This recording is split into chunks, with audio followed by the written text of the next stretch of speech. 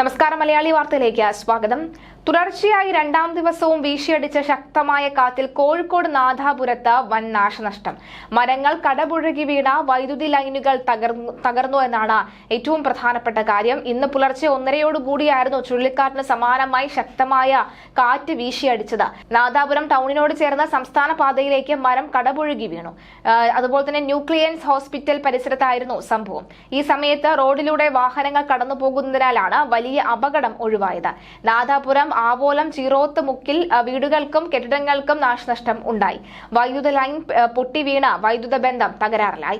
കഴിഞ്ഞ ദിവസം ഉണ്ടായ ചുഴലിക്കാറ്റിന് സമാനമായ കാറ്റിൽ നിരവധി വീടുകൾക്ക് കേടുപാടുകൾ സംഭവിച്ചു. അതിന് പിന്നാലെയാണ് ഇന്നും നാശനഷ്ടങ്ങൾ ഉണ്ടായത്. തുടർച്ചയായി ശക്തമായ കാറ്റ് അനുഭവപ്പെടുന്നതിനാൽ നാട്ടുകാർ ഭീതിയിലാണ് കഴിയുന്നത്. ഇതിനിടെ കോഴിക്കോട് മീൻചന്തയിൽ ശക്തമായ കാറ്റിൽ ഭീമൻ തേക്ക് കടപുഴകി വീണ് അപകടമുണ്ടായി. ഇന്നലെ വൈകിട്ടോടുകൂടിയായിരുന്നു സംഭവം. അപകടത്തിൽ റോഡരികിൽ നിർത്തിയിട്ടിരുന്ന സ്കൂൾ ബസും സ്കൂട്ടറും തകർന്നെങ്കിലും ആർക്കും പരിക്കേറ്റില്ല. മീൻചന്തയിൽ government arts and science college കോമ്പൗണ്ടിലെ തേക്ക് മരമാണ് വീണത്. ഈ മരത്തിൽ തൊട്ടടുത്തായി പ്രവർത്തിച്ചിരുന്ന പെട്ടിക്കടയിൽ ഈ സമയം ആളുകൾ ഉണ്ടായിരുന്നു. തലനാഴിലേക്കാണ് ഇവരെല്ലാവരും തന്നെ രക്ഷപ്പെട്ടത്. പാവങ്ങാട് EMS സ്കൂളിലെ ബസിന് മുകളിലാണ് മരം പതിച്ചത്. ബസ് റോഡിലരികിൽ നിർത്തിയിട്ടിരിക്കുകയായിരുന്നു. ഇതിന് സമീപത്തായി നിർത്തിയിട്ടിരുന്ന പെട്ടിക്കടക്കാരന്റെ സ്കൂട്ടറിനും നാശനഷ്ടങ്ങൾ ഉണ്ടായി. മീൻചന്ത അഗ്നിരക്ഷാ സേനാ അംഗങ്ങൾ എത്തി മരം മുറിച്ചു മാറ്റിയ ശേഷമാണ് ഇതുവഴിയുള്ള ഗതാഗതം പുനഃസ്ഥാപിച്ചത്. കണ്ണൂരിൽ വീടിന് മുകളിൽ മരം വീണ് ഉറങ്ങിക്കിടക്കുകയായിരുന്ന ഗൃഹനാഥന് ദാരുണാന്ത്യം. കൂത്തുപറമ്പ് കോളയാട് തെറ്റുമ്മൽ സ്വദേശി ചന്ദ്രനാണ് മരിച്ചത്. 78 വയസ്സായിരുന്നു. രാത്രിയുണ്ടായ കനത്ത കാറ്റിൽ വീടിന് മുകളിലേക്കാണ് മരം വീണ് അപകടമുണ്ടായത്. സംസ്ഥാനത്ത് കനത്ത മഴ തുടരുകയാണ്. എല്ലാ ജില്ലകളിലും ഇന്ന് മഴ മുന്നറിയിപ്പുണ്ട്.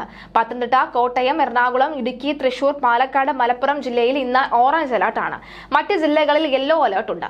കേരള തീരത്ത് 60 കിലോമീറ്റർ വരെ വേഗതയിൽ കാറ്റ് വീശിയേക്കും. മത്സ്യബന്ധനത്തിനുള്ള വിലക്ക് തുടരുകയാണ്. കേരള തീരത്ത് ഉയർന്ന തിരമാലകൾക്ക് സാധ്യത ഏറെയാണ്. മഹാരാഷ്ട്ര കേരള തീരത്തോട് ചേർന്ന് ന്യൂനമർദ്ദ പാത്തി നിലനിൽക്കുന്നുണ്ട്. ആലപ്പുഴ മാരാരിക്കുളത്ത് റെയിൽവേ ട്രാക്കിലേക്ക് മരം വീണു. 8 മണിയോടുകൂടിയാണ് അപകടം ഉണ്ടായത്. കോഴിക്കോട് ജനശതാബ്ദി ഉൾപ്പെടെയുള്ള ട്രെയിനുകൾ വിവിധ സ്റ്റേഷനുകളിൽ പിടിച്ചിട്ടിരിക്കുകയാണ്. 1.5 മണിക്കൂറോളമായി ട്രെയിൻ ഗതാഗതം തടസ്സപ്പെട്ടിരിക്കുകയാണ്. 8:30 ആലപ്പുഴ റെയിൽവേ സ്റ്റേഷനിൽ കോഴിക്കോട് ജനശതാബ്ദി എത്തിയത്. ഇത് 1.5 മണിക്കൂറായി പിടിച്ചിട്ടിരിക്കുകയായിരുന്നു. ആലപ്പുഴ വഴിയുള്ള എല്ലാ ട്രെയിനുകളും വൈകിയാണ് ഓടുക.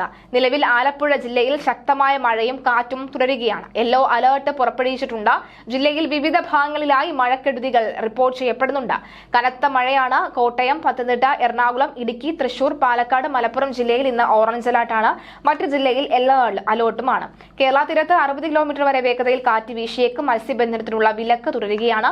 കേരള തീരത്ത് ഉയർന്ന തിരമാലകൾക്ക് സാധ്യതയുണ്ട്. മഹാരാഷ്ട്ര കേരള തീരത്തോട് ചേർന്ന ന്യൂനമർദ്ദ പാത്തി നിലനിൽക്കുന്നുമുണ്ട്. കേരളത്തിന്റെ അന്തരീക്ഷത്തിൽ പടിഞ്ഞാറൻ വടക്ക് പടിഞ്ഞാറൻ കാറ്റ് ശക്തമാണ്. ഇതിന്റെ സ്വാധീന ഫലമായാണ് മഴ തുടരുന്നത്. തുടർച്ചയായി മഴ ലഭിക്കുന്ന പ്രദേശങ്ങളിൽ പ്രത്യേകിച്ച് മലയോര മേഖലകളിൽ ജാഗ്രത വേണം. മഴ തുടരുന്നതിനാൽ തന്നെ പത്തനംതിട്ട, കോട്ടയം, എറണാകുളം ജില്ലകളിലെ വിദ്യാഭ്യാസ സ്ഥാപനങ്ങൾക്ക് ഇന്ന് അവധി പ്രഖ്യാപിച്ചിട്ടുണ്ട്.